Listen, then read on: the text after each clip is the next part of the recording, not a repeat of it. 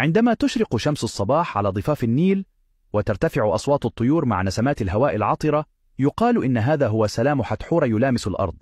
فهي ليست مجرد إلهة، بل روح الفرح، سيدة الحب والجمال، وأم الموسيقى والبهجة في مصر القديمة. في معابدها كانت تسمع أصوات الغناء، ويرى الراقصون وهم يلوحون بأيديهم في تناغم ساحر، بينما تدوي أصداء الشخشيخة المقدسة السيسترم تهتز بين أيدي الكهنة تقديسا لها.